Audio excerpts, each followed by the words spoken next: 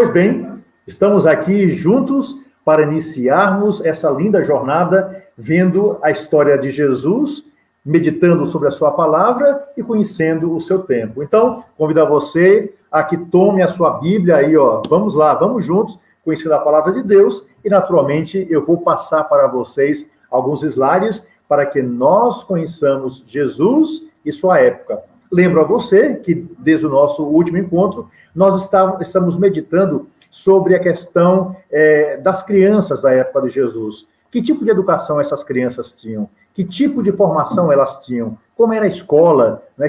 Como era chamado? Quem era o professor? Né? Como as crianças ficavam na escola? Né? Sentavam no chão? Era uma classe com cadeiras? Como é que era mais ou menos esse período? Então, estamos meditando sobre essa formação e hoje eu também vou entrar na formação das mulheres, ou seja, as mulheres também tinham algum tipo de formação. Então, estamos aí continuando o nosso estudo sobre Jesus, fazendo uma pequena revisão sobre esses pontos fundamentais para que nós não percamos o fio da meada. Primeira coisa, como já tinha dito para vocês, uma família não podia ser considerada família, né, se não tivesse um filho. Era a lei antiga. Eles imaginavam que um casal que não tinha filhos, esse casal tinha sido castigado por Deus por algum motivo, porque os filhos são herança do Senhor, o fruto das entranhas, sua dádiva. O Salmo diz isso. Portanto, não ter filho era algo realmente terrível para aquelas pessoas. Um outro ponto fundamental aí, que também apresento para vocês, quanto mais filho, melhor, né? Principalmente se fossem homens. Então, a graça de se ter um filho homem era uma maravilha. Claro que as mulheres também eram importantes, mas ter um filho homem, essa era a grande graça das famílias. Então, nos primeiros 5 anos de vida, os bebês, meninos ou meninas, eram confiados, né, às mães. As mães cuidavam dessas crianças porque os pais iam para o campo, os pais eram profissionais liberais, né, pedreiros, né, homens que trabalhavam com a pedra, pessoas que construíam telhados, gente que cuidava das ovelhas, soldados. Então, eram as profissões daquele período. Então, os homens passavam propriamente o dia todo fora de casa e as mulheres cuidavam dos seus filhos entre 2 e 3 anos de idade. Bom lembrar que o mais velho era chamado de primogênito e tinha o respeito de todos os outros. O filho mais velho era respeitado, não pela mãe, até pela mãe, e a obediência a esse filho também era dos outros irmãos. Então, sendo mais velho, você tinha um privilégio sobre os outros. Então, quando uma criança nascia gêmea, né, então quando havia ali, né, o nascimento de gêmeos, o primeiro que saía do ventre era considerado o mais velho. Se no primeiro nascimento, os 2 irmãos gêmeos, o primeiro que saiu, esse seria o primeiro e, portanto, primogênito, esse seria respeitado até mesmo pelo seu irmão, que nasceu, né, minutos depois, horas depois do primeiro. Essa era a mentalidade daquele período. Aos meninos era imposto uma obediência absoluta ao pai, né? O pai que mandava, não apenas para o povo de Israel, mas para todas as sociedades daquele período. Então, a obediência ao pai era sine qua non. Claro que as crianças também obedeciam à mãe e obedeciam ao irmão mais velho, que fora criado para comandar também, ajudar a comandar os outros irmãos. Mas, principalmente, a obediência era dada ao pai. E as mulheres também, as esposas, obedeciam ao seu marido. A partir de 7 anos de idade, mais ou menos, a criança era convidada a aprender uma profissão. Convidada não, era obrigada a aprender uma profissão. Geralmente a mesma profissão do pai ou de alguém da família. Ou ele ia com o pai, por exemplo, se o pai fosse um carpinteiro, se o pai fosse um pedreiro, marceneiro, algo parecido com isso, a criança ia com o pai. Se o pai fosse um soldado, por exemplo, a criança era encaminhada para aprender um ofício com alguém da família ou com alguém que a família achava importante. Os primeiros ensinamentos já eram dados pelo pai, que devia transmitir principalmente a religião do povo de Israel, porque todas as leis civis, as leis religiosas, as leis burocráticas, a forma de comer, a forma de andar nos dias da semana, a forma de se comportar, tudo estava na Torá, tudo estava na religião. O povo de Israel era comandado né, pela Torá, ela era comandada pela palavra de Deus. Era uma sociedade profundamente teocrática, não é? Então, os sacerdotes comandavam e ensinavam as crianças, que depois adultas ensinavam seus filhos, e assim foi durante séculos, certo? Vou passar para vocês agora uma fotografia bem interessante, embora seja uma fotografia mais moderna, uma fotografia mais ou menos da década de 40. Você vê aí, não é, um rabino, né, ou talvez seja um Hassan de uma sinagoga, de uma forma muito simples, em um lugar muito simples, ensinando ao garotinho judeu, né, que tem um boneco próprio lá de Israel. O rabino está com um kippá. Para nós, né, católicos, o bispo usa um solidel, mas aí, no caso, é um kippá, chamado kippá, né? Então, ou seja, esse kippá, ele é colocado na cabeça para dizer que sobre você existe um Senhor, não é? Então, você não tira nada. O bispo só tira o seu solidel na hora da Eucaristia, porque o Senhor está na frente. Então, o solidel só para Deus. Então, é para dizer que sobre a nossa cabeça existe o Senhor. Esse menino não está com kippá na cabeça, mas esse menino tem um chapéuzinho. Então, na aula, se ele não tem um kippá na cabeça, ele tem um chapéuzinho. Se ele não tivesse um chapéuzinho, né, e não tivesse um kippá, ele colocaria qualquer coisa sobre a cabeça. Uma folha de papel, um lençozinho qualquer, um guardanapo, seja lá o que for, mas na hora da instrução da palavra de Deus ou na hora do culto, não é, alguma coisa, os homens precisam usar alguma coisa sobre a cabeça. Então, para mostrar que acima dele existe um Senhor. É muito bonito, né? Então, vejam aí a beleza daquilo que a gente aprende, né? Então, um outro ponto fundamental é aquilo que disse o livro dos Provérbios. O que é que ele nos disse? Instrui o menino no caminho em que deve andar, e até quando envelhecer, não se desviará dele. Ou seja, ensina o caminho, ensina aquilo que é correto, né? Não tenha medo de ensinar aos seus filhos aquilo que é bom, a boa palavra, com disciplina, né? O povo de Israel sempre foi um povo extremamente disciplinado, portanto, um povo vencedor, porque o ponto fundamental era fé e disciplina. Aliás, um parênteses, não é à toa que agora Israel está quase terminando a vacinação, já está mais ou menos em 57% da população vacinada. Organização, né? E, naturalmente, a organização gera progresso, e progresso na vida da pessoa ou de uma nação gera também possibilidade de comprar aquilo que ela necessita. Fecho o parênteses aqui, para mostrar que a disciplina continua até o dia de hoje. Então, o menino devia ser instruído para ir para o bom caminho. Então, o ensinamento intelectual também estava ligado ao ensinamento religioso. Aos meninos era imposto, como disse, uma obediência absoluta ao pai. E o pai impunha na criança uma obediência absoluta a Deus e aos seus mandamentos. O menino nascia e crescia cheio de graça e de beleza, porque conhecia a palavra de Deus, e essa palavra de Deus a nutria. Não é? A partir dos 5 anos de idade, o menino tinha que aprender, já falei, a profissão do seu pai ou de alguém na família. E nessa idade, a criança também já era moldada, já era preparada para ir para a casa do livro, para a escola. Seria o ensino fundamental, que ele vai ter aquele ensino fundamental ali na sinagoga ou em alguma casa onde exista um homem religioso. Então, aos 5 anos, ele era matriculado, veja esse nome aí, né, na Bet HaSefer. Ou seja,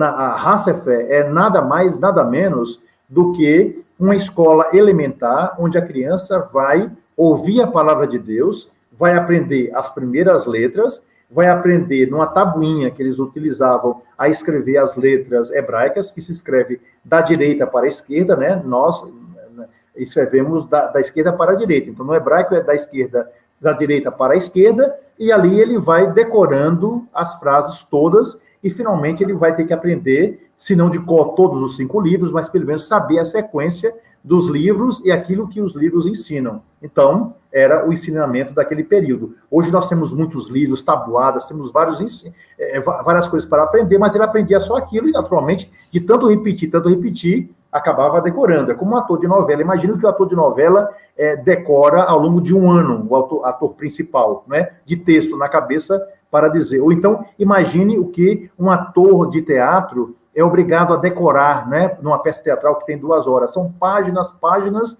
e páginas. É quase um livro da Bíblia, se a gente comparar, não é? Então, essas crianças, elas acabavam decorando isso, né? Então, decoravam bem o texto, tá bom?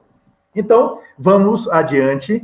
Então, essas crianças começavam na escola elementar, né? Na Bet HaSefer, e que nós podemos traduzir como Casa do Livro. Então, o que livro é esse? É a Torá, os 5 primeiros livros da Bíblia, como nós já vimos. Então, passava aí, portanto, a criança a metade do dia, 6 dias na semana, até completar, portanto, 10 anos de idade. E, como os antigos diziam, o menino deve ser engordado com a Torá, ou seja, a palavra de Deus deve enriquecer o coração da criança. E o horário das aulas era de 6 horas até as 12 horas. O professor, né, dessa criança era o Razan da sinagoga. Razan da sinagoga é aquele que era responsável pelo culto da sinagoga. Então, aquele que era basicamente o que coordenava o culto era também aquela pessoa que ensinava as crianças a palavra de Deus. E cada Hassan tinha mais ou menos, no máximo,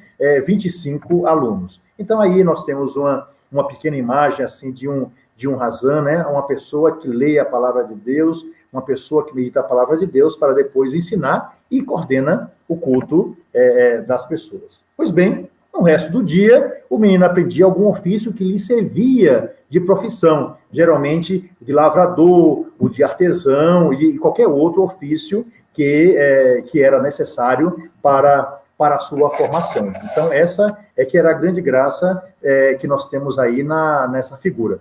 Eu peguei uma imagem, não é, de um pai, né, de Israel ensinando ao seu filho, não é, uma profissão, que no caso aqui é a profissão de carpinteiro. Então, é essa grande graça que nós encontramos, né, na formação daqueles que ensinavam aos filhos a sua profissão. Então, os meninos, durante a formação, eles sentavam no chão, aos pés de um mestre, e começavam a escola por aprender as 22 letras do alfabeto hebraico. Então, isso era fundamental, as 22 letras do alfabeto hebraico. E eles aprendiam depois dessas 22 letras, não é? Eles aprendiam as primeiras palavras, depois as primeiras frases, e depois eles acabavam decorando todo o livro da Torá, né? O aluno que mais decorava a frase era considerado o aluno mais inteligente, como nós já falamos, né, da outra vez. Então, agora, a criança crescia durante 5 anos, e olha que a criança ela é capaz de aprender muita coisa, já aprendeu bastante. Antigamente, a disciplina era grande, porque a criança não tinha a liberdade que tem hoje. Se uma criança tivesse um comportamento, que fosse um comportamento mais exagerado, ou fosse uma criança assim um pouco débil, ou uma criança agitada demais, então o professor tinha direito de bater na criança para que ela se comportasse ali. Era a lei antiga, e os intervalos eram pequeníssimos, né, para descanso. A criança tinha que aprender, e a brincadeira era aprender mais do que o outro, e a competição era para saber quem era mais inteligente pela capacidade que tivesse de decorar. E eles decoravam com uma facilidade imensa, não é? É bom lembrar que não tinha televisão, não tinha WhatsApp, não tinha muitas possibilidades de brincadeira, era aquilo, e eles eram preparados para aquilo com muita disciplina, e era muito fácil que a criança aprendesse rapidamente, porque era uma coisa muito bem direcionada. Pois bem, aos 10 anos de idade, o garoto passava, né, para uma classe chamada superior, que seria, digamos assim, um antigo ginásio, hoje o ensino fundamental maior, né, do 5º ano até o 9º ano, mais ou menos assim, se nós compararmos. Então, esse período era chamado de Beth Talmud. O Beth Talmud é Casa do Saber. Então, a criança que já havia aprendido boa parte, até os 10 anos de idade, dos 5 primeiros livros da Bíblia, agora essa criança ela era capaz também de aprender coisas novas, que vai até mais ou menos os 17 anos de idade, período em que logo depois ele vai casar, não é? Então, era o período em que a criança aprendia bastante. Então, ele já tinha decorado a Torá, aprendeu também outras tradições orais, que depois serão chamadas de Mishnah, que eram interpretações da Bíblia, né? Depois eu vou explicar um pouquinho da Mishnah para vocês, ok? Então, é muito bonito esse período, né? E é bom lembrar que o analfabetismo, por causa disso, entre o povo de Israel, ele foi superado, né? A primeira nação do mundo a superar o analfabetismo foi o povo de Israel. Olha que bonito, né? E a primeira instituição do mundo a superar o analfabetismo foi a Igreja Católica. Olha que maravilha, né? Pelos conventos, por aquilo que ela era preparado. Os sacerdotes da igreja sempre souberam ler e escrever, porque tinham que pregar, assim por diante. E as pessoas que entravam nos conventos também eram obrigadas a ler, mesmo os analfabetos. Então, todo mundo, mesmo adulto, era obrigado a ler. A primeira instituição no mundo a acabar com o analfabetismo foi a Igreja Católica entre os seus membros, né, que eles estavam lá. Naturalmente, o povo de Deus também, aí eles abriram faculdade. Faculdade existe por causa da igreja, né? Universidade por causa da igreja. Podem até reclamar, falar isso, aquilo, mas todo mundo deve à igreja essas coisas todas, né? O crescimento da arte, né, que deu o gótico, assim por diante, isso por causa de quê? Da igreja. As pessoas viajam, vão conhecer o mundo, além de conhecer os palácios, assim por diante, boa parte pertence à igreja, e a arte foi desenvolvida graças à igreja. Então, foi apenas um parêntese, mas para dizer que a igreja também contribuiu para a transformação da vida em sociedade, principalmente em relação às mulheres. Depois, um dia nós vamos falar sobre isso. Mas, voltando aqui, a criança, a partir de agora, já tinha aprendido boa parte durante 5 anos a palavra de Deus, já havia aprendido a ler e a escrever, e agora, a partir dos 10 anos de idade, ela vai se preparar para a vida adulta, que vai acontecer aos 13 anos de idade. Uma criança em Israel se tornava adulta a partir dos 13 anos de idade. Mais adiante, eu vou dizer por quê. Então, era assim, e, como disse, o analfabetismo vai ser superado. Então, a cultura religiosa e civil era tatuada na alma da criança judia, né? E o analfabetismo foi superado por causa de quê? Por causa da formação religiosa. Então, não era permitido copiar a Torá. Por isso é que as crianças eram obrigadas a ler continuamente e a decorar o texto bíblico. Né? Ninguém podia copiar assim, como a gente copia numa folha, né? Mas era obrigado a ler no livro. Copiavam ali na hora, né, apenas de estudar, mas depois aquilo era apagado nas tabuinhas, que eram feitas de giz, né? Ou então de madeira, ou então de pedra, mas depois eles raspavam, porque a palavra de Deus não podia ser copiada em lugar algum. O respeito à palavra de Deus era tão grande que eles tinham isso na cabeça e não no papel apenas, tá certo? Diferente dos egípcios que copiavam tudo nas paredes, mas eles tinham na cabeça. Então, esse modo criativo criou uma cultura chamada cultura judaica, que prevaleceu sobre as outras apesar da perseguição. Porque o que acontecia? Na hora que alguém prendia alguém, não encontrava nenhum papel, mas ele sabia falar uma outra língua e ele era capaz de saber toda a lei de Deus, porque a lei de Deus estava onde? Apenas um livro que se lia? Não, estava tatuada no coração. Então, a criança, por mais que alguém não encontrasse nada com ela, ela tinha toda a palavra de Deus, do início ao fim, né, nos 5 primeiros livros da Bíblia, naturalmente, a chamada Torá, na sua cabeça. Então, com isso, o povo de Israel pôde manter uma cultura, porque onde ele ia, tinha aquilo na cabeça. Então, acabavam com tudo, acabavam com casa, roubavam, houve perseguição, né, o Holocausto, 6 milhões de judeus foram mortos, assim por diante, a diáspora, né, que começou desde o ano 70, em tudo quanto é lugar, temos judeu, em tudo quanto é lugar, hoje em dia, todos eles misturados, porém, a gente não pode esquecer que a cultura estava no coração. Então, acabavam com tudo. Depois que acabavam com tudo, um menino ou um adulto era capaz de sentar e copiar toda a palavra de Deus, os 5 livros da Torá, porque o livro da Torá estava onde? Né, no coração decorado de todos os judeus naquele período. Maravilha, né? Que beleza como isso foi mantido. Agora, né, a partir de agora, nessa escola superior, dos 10 anos até os 17 anos de idade, mais ou menos, as perguntas eram respondidas pelos jovens. O mestre fazia uma pergunta sobre as tradições e o jovem imediatamente respondia. Então, o fundamento da lei, né, levava ao julgamento de tudo que estava ao redor da pessoa, sobre a alimentação, sobre tudo que estava ao redor. Né? E os estudiosos usavam lendas, relatos populares, fábulas animais, não é? As fábulas as mais variadas possíveis, sabedoria dos antigos, frases, isso tudo que nós chamamos de midrash. Né? O midrash são parábolas, são histórias que nós tomamos dos antigos, são frases. Não é? Aqui no Brasil, por exemplo, nós conhecemos várias histórias. Claro que estou mostrando assim da nossa cultura, mas lá era diferente, era uma cultura muito mais religiosa. Mas aqui nós temos cultura, sabemos a história do Saci Pererê, a gente tem frases que nossos pais disseram, né? Quem com porcos se misturam, farelos comem, né? Você não pode impedir que os urubus voem sobre a sua cabeça. mas você pode impedir que eles façam ninho sobre a sua cabeça. Tudo isso tem na minha cabeça porque aprendi, não é? Uma palavra só deve ser dita quando o seu valor for maior do que o valor do silêncio. Isso é um midrash, certo? Palavras que foram acolhidas. Essas historinhas todas que eu conto são simplesmente midrashes.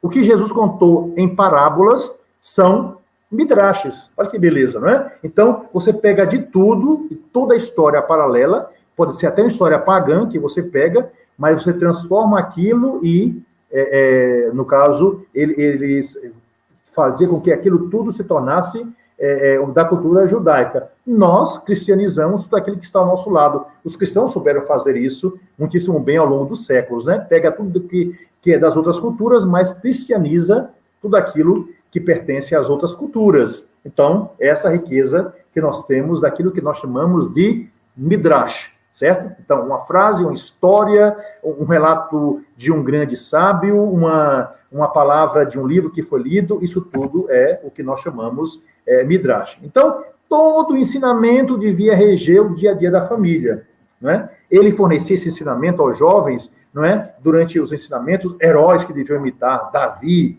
não é? Sansão, Moisés, Abraão, Isaac, Jacó, os profetas, Jeremias, Isaías, e assim por diante. Então, os jovens deviam imitar esses grandes heróis e evitar suas falhas. Davi foi um grande herói, o grande rei de Israel, mas foi um homem que também cometeu um crime, lembra lá, né? A história do homem que ele mandou matar porque queria ficar com a mulher do cara, né? Moisés também era um grande herói, mas Moisés quebrou as tábuas da lei, então a gente não pode fazer isso. Então, eles pegavam os grandes heróis, mostravam onde eles eram heróis e também as suas dificuldades. E isso é muito bonito. E a criança e o jovem ali era obrigado a aprender todas essas coisas.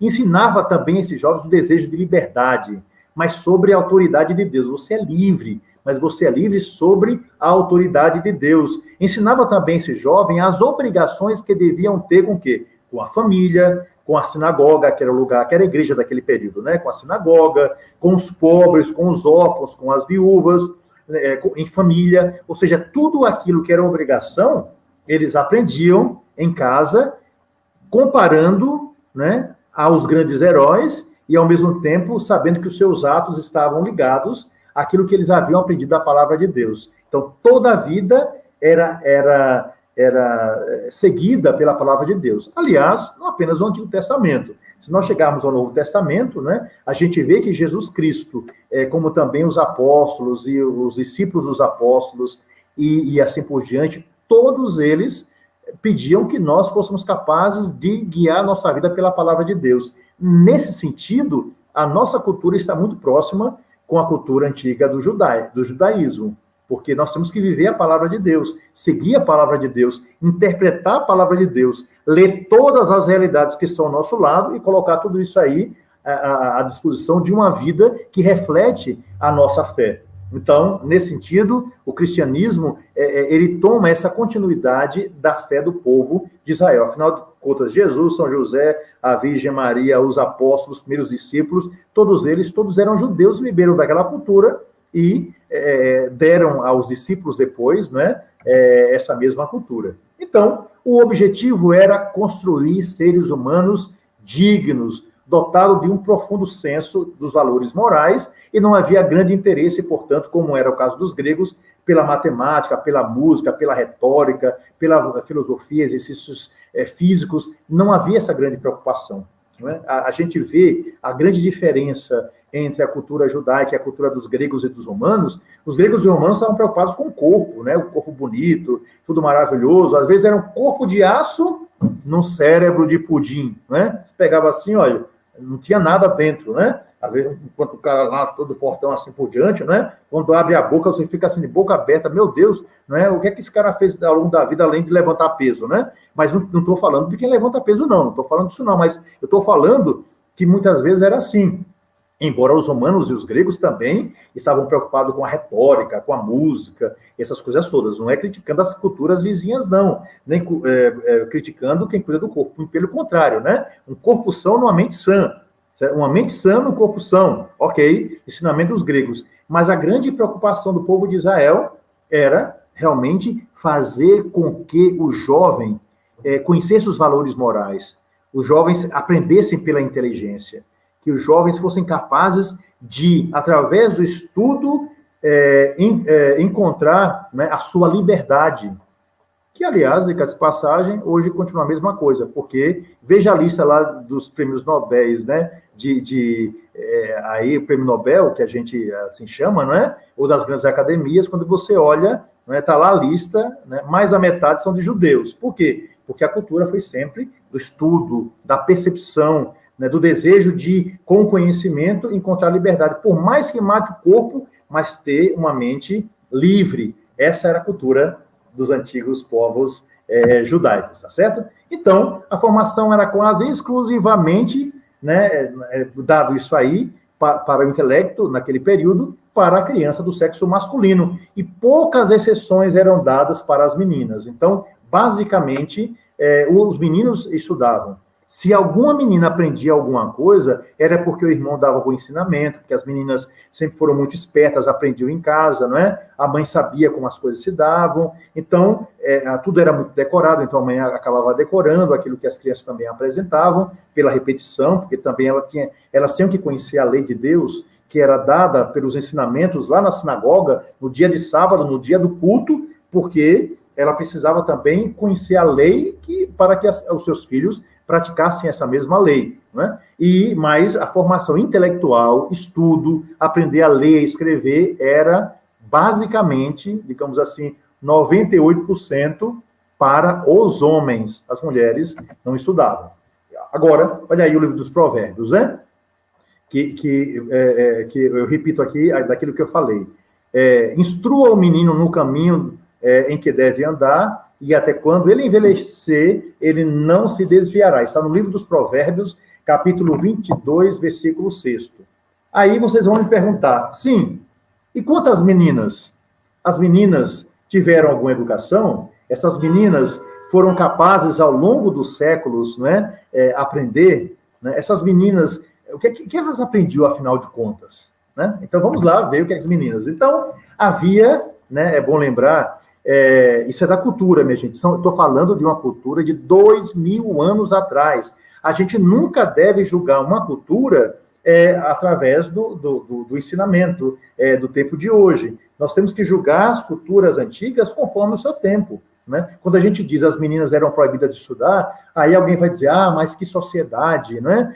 Injusta, as mulheres não tinham direito. Para nós, hoje, é assim. Antigamente, não. As mulheres tinham que ser protegidas. Período de guerra, as mulheres eram violentadas, né, e tudo mais. Então, era muito difícil naquele período. Era outra mentalidade. Né? E isso não era só dos judeus, não. Os romanos era a mesma coisa. As mulheres tinham alguma liberdade. As mulheres que tinham mais liberdade eram as prostitutas, para você ter uma ideia. Né? Na Grécia, a mesma coisa. Né? Então, algumas mulheres eram filósofas, mas eram mulheres que tinham uma vida mais livre, uma vida mais, né? Na Grécia, a gente conhece 1 ou 2 arquitetas no universo de arquitetos. Né? Em Roma, a mesma coisa. Eram pouquíssimas mulheres que conseguiam, né, ter essa liberdade. Algumas lutavam por essa liberdade, mas eram subjugadas aos seus pais, e é uma sociedade que, naquele período, era dominada pelos homens. Isso há 2000 anos atrás.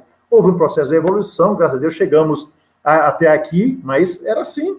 Né? E a gente tem que entender a sociedade daquele período, ler a história com os olhos para aquele período e não para o nosso, tá certo? Então vamos lá. Então, havia, inegavelmente, mais alegria no nascimento de um menino do que uma menina. Olha, uma antiga oração judaica que eu trouxe aqui para vocês, dita pelos homens, até alguns ortodoxos até o dia de hoje, assim agradecer a Deus. Olha que oração.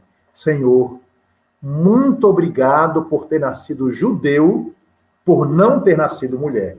Veja como era a cultura daquele período. Senhor, muito obrigado por ter nascido judeu e por não ter nascido mulher. Como ter nascido mulher fosse uma coisa péssima, não é? Por quê? Porque o homem gozava de liberdade, porque o homem nasceu para o trabalho na rua, porque o homem tinha muito mais possibilidade, e as mulheres eram recolhidas em suas casas, os trabalhos domésticos, e assim por diante. A liberdade que elas tinham, sempre andavam, quando elas andavam com o seu marido. Mulher não falava com o homem. Uma das pessoas que mais quebra essa barreira de falar com uma mulher, se dirigir para uma mulher, é Jesus Cristo, a exemplo da samaritana. né? Como também o exemplo daquela mulher que tocou na orla do seu manto, a mulher hemorroísa, que tinha um fluxo de sangue, não é, que não curava, Jesus a curou, não é, aquela mulher cirofenícia que se aproximou de Jesus e pediu para comer as migalhinhas que caíam da mesa, e tantas outras mulheres que foram, assim, sensacionais, né? Jesus abriu o campo,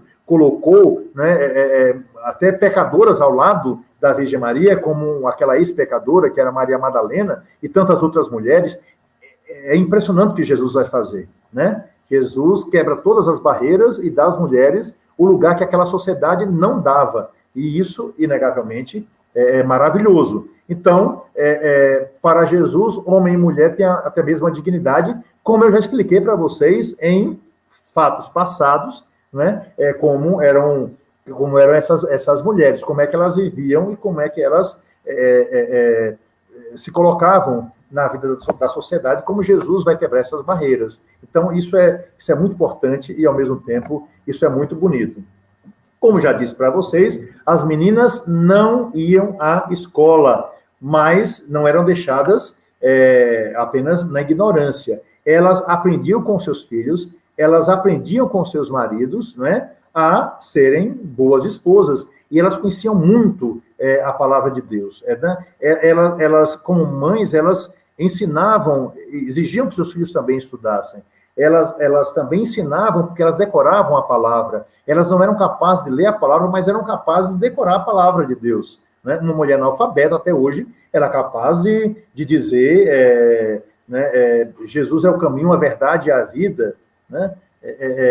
Dos mandamentos, o principal, Jesus falou, é amar a Deus sobre todas as coisas e o próximo como a si mesmo. Então, as mulheres também tinham uma formação, elas não viviam na ignorância, e elas conheciam, porque em casa, principalmente da sexta para o sábado, elas é que abriam, elas é que acendiam as velas, elas que preparavam o pão, e essas coisas todas para se celebrar o Shabat, que era um dia de sábado, né? A preparação, a abertura do dia, que começava na sexta-feira, não é, ao cair do sol, não é, e ia até o sábado no outro dia. Então, elas viviam isso profundamente, elas ouviam a pregação da palavra de Deus também na sinagoga, e o povo antigo era capaz de decorar tudo aquilo, né? E isso mesmo ela ensinava aos seus filhos.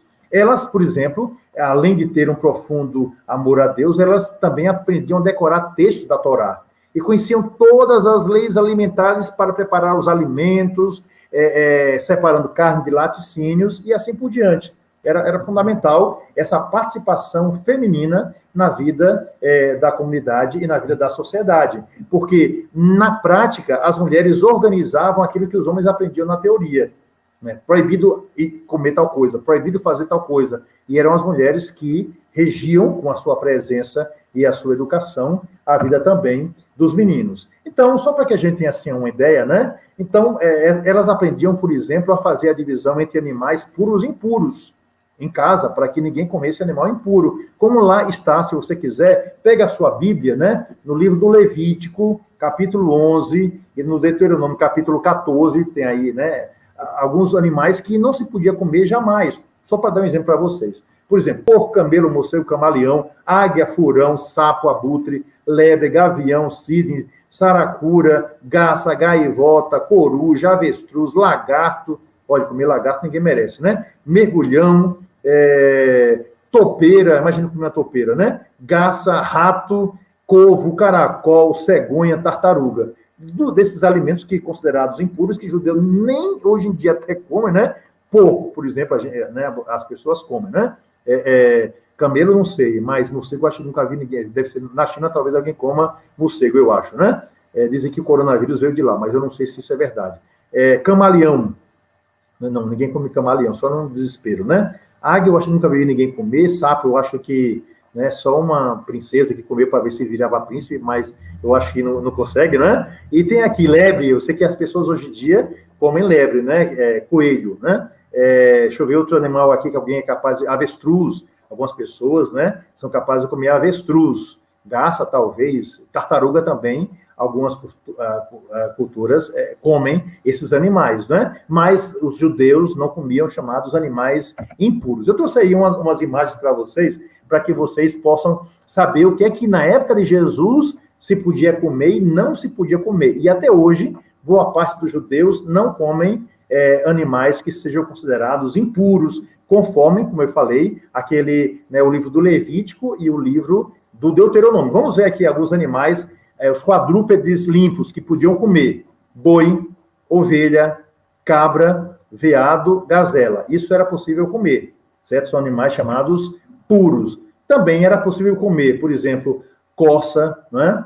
Aliás, o Salmo até diz: assim como a corça suspira pelas águas correntes, igualmente suspira a minha alma por vós, ó meu Deus. Que bonito, né? Olha a corça aí. Esse é um animalzinho, né? Um tipo viadinho pequenininho, né? Depois tem a cabra montes, que é uma cabra normal, né? Antílope, né? Nós temos carneiros, os mais variados tipos, né? E outros tantos, né? Cervos, etc. Esses eram considerados animais puros, né? Animais impuros que os judeus não comiam. Se comesse, tinha que se purificar, né? Passava 40 dias propriamente ali como imundo, né? Em pecado, porque comeu uma coisa que havia sido proibida por Deus. Camelo, dromedário, né? Arganaz, eu nunca tinha visto esse animal, né? Mas arganaz, olha lá o coelhinho, porco, né? Esses animais são totalmente proibidos pelos judeus. Também tem consideradas aves imundas, que eles não comiam de jeito nenhum, né? Por exemplo, o falcão, o corvo, né? Avestruz, coruja, albatroz e tantos outros animais. Esses animais eram considerados totalmente impuros e eles não podiam comer esses animais de forma alguma. Temos também outras aves aqui consideradas imundas, não é? Gavião, não é? Mocho, que é uma coruja, né? Corvo, e esses animais todos que vocês podem ver por aí, muitos desses animais, eles tinham a lista de todos os animais que podiam ser comidos e todos os animais que não podiam ser comidos. Todos os animais que podiam ser comidos eram chamados de animais puros e todos os animais que eram proibidos, chamados animais impuros. Existiam também os répteis impuros, por exemplo, doninha, né? Doninha era proibido ser comida, né? Rato, né? Era proibido, né? Também pudera. Depois, lagarto, né? Gecko. Olha que animal estranho esse tal desse gecko, né? Mas só a cara do animal já era proibido, assim, comer esse bichão aqui, né? O gecko gigante, que é esse aí, todo pintadinho. Então, eram lagartos todos que, sinceramente, comer esse negócio seria muito complicado, né? Insetos imundos também, né? Baratas, besouros, os mais cigarra, né? Esses bichos todos, bicho da seda e tantos outros, né? Formiga, porque alguns comiam, por exemplo, a tanajura, que era uma formiga que tem um abdômen dilatado e que alguns comiam. E alguns besouros, no passado, alguns comiam, como, por exemplo, gafanhoto, alguns comiam. Lembra que João Batista comia gafanhoto? Né? Então, alguns animais eram considerados impuros. Gafanhoto podia comer, por exemplo, né? Então, existiam insetos puros e insetos impuros. Gafanhoto podia ser comido, por exemplo. Vamos ver aqui, né, também um pouco da cultura, não é? Aqueles peixes, né, como chama, com barbatana e escamas, esses podiam ser comidos. Todos os peixes sem barbatana e sem escama não podiam ser comidos. Então, temos aí alguns peixes, olha, anchova, bacalhau, barbado, linguado, dourado, corvina, sardinha, lambari. Esses animais que têm escama, né, que geralmente é de água salgada, todos eles podiam ser comidos. Os animais que não têm escama, que têm pele, eles eram proibidos. Olha, pintado, bagre, espada, anjo, nem sabia que tem um peixe chamado anjo, mas aqui tem, tubarão, golfinho, baleia, boto, moreia, polvo, né, arraia, lula, caranguejo, camarão, lagosta, ostra, todos eram chamados imundos, não podiam ser comidos, né? Então, são as tradições dos povos antigos. E, finalmente, para que a gente possa concluir esse nosso encontro de hoje, né, eu gostaria de ler para vocês aqui o que é que o cristianismo contribuiu, né? São Pedro estava num determinado lugar, ele tem uma visão, né? Pede-se para que ele coma aqueles animais, ele diz, não posso comer esses animais porque são impuros. E Deus vai dar essa resposta para nós, dizendo que não existe animal impuro, a não ser que faça mal a gente, né? Então, a gente tem que saber o que a gente pode comer na sociedade, e todos os animais são criaturinhas de Deus e a gente tem que respeitar, e se alguns puderem ser comidos, a gente come, não é? Então, o que é que vai acontecer aí no livro dos Atos dos Apóstolos, capítulo 10º, do versículo 9 ao 5º. Então, eu vou ler para vocês. No dia seguinte, por volta do meio-dia, enquanto eles viajavam e se aproximavam da cidade, Pedro subiu ao terraço para orar. É o apóstolo Pedro que foi ali fazer uma oração. Por volta do meio-dia. Tendo fome, queria comer. Olha que bonito, né? O apóstolo Pedro querendo comer. Enquanto a refeição estava sendo preparada, Pedro caiu em êxtase. Ele teve uma visão, certo? Em êxtase. Viu o céu aberto e algo semelhante a um grande lençol que descia à terra, preso por 4 pontas. Imagina um lençol preso por 4 pontas, contendo todas as espécies de quadrúpedes, bem como de répteis da terra e aves do céu. Então, uma voz lhe disse: levanta-te, Pedro, mate e coma. Então, era uma ordem para que ele comesse aqueles animais. Mas Pedro respondeu: de modo algum, Senhor, jamais comi algo impuro ou imundo. A voz lhe falou pela segunda vez e vai dizer: não chame impuro ao que Deus purificou. Então, a partir daquele momento, Pedro, os apóstolos, etc., eles, por uma ordem dada por Jesus, então, ou pelo seu enviado, então, aliás, por Jesus, ele vai chamar de Senhor, Kyrios, né? Vai chamar de Senhor. Então, o que acontece? Por uma ordem dada pelo Senhor, qual é o resultado? A partir daquele momento, os cristãos vão poder comer os animais. Aí, a partir daquele momento, os cristãos que não comiam porco vão comer porco, né? Que não comiam coelho vão comer coelho, que não comiam outros peixes de água doce, por exemplo, vão comer esses peixes, né? Quando é de pele e não de escama. E, assim, Jesus Cristo vai dar liberdade para que a gente não esteja preocupado com aquilo que entra, mas com aquilo que sai. O mal não é o que entra pela boca do homem. O mal é o que sai da boca do homem. Então, Jesus quebra essas regras e a gente vai poder comer aqueles animais que são permitidos naturalmente. Bom, concluímos aqui, né, o nosso encontro de hoje. Espero que você tenha aproveitado bastante e que a alegria de conhecer a cultura do povo, né, judeu da época de Jesus faça com que você cada vez mais ame, né, e adore aquele que é o único Senhor, que precisa ser conhecido, né, de uma forma completa. Tá certo? Então, nós nos encontraremos, né, na nossa próxima live, né, continuando, e na próxima live eu vou falar, dentre outros assuntos, sobre os nomes da Bíblia, e vou dar a tradução desses nomes para vocês. Né? Vou oferecer ali mais ou menos uns 50 nomes, e você vai saber, por exemplo, que o nome do filho de Rogério, que está aqui, que vai falar já para vocês, o nome do filho de Rogério, que é Isaac, significa ele riu, por exemplo. A criança nasceu sorrindo e disseram Isaac, que traduzindo significa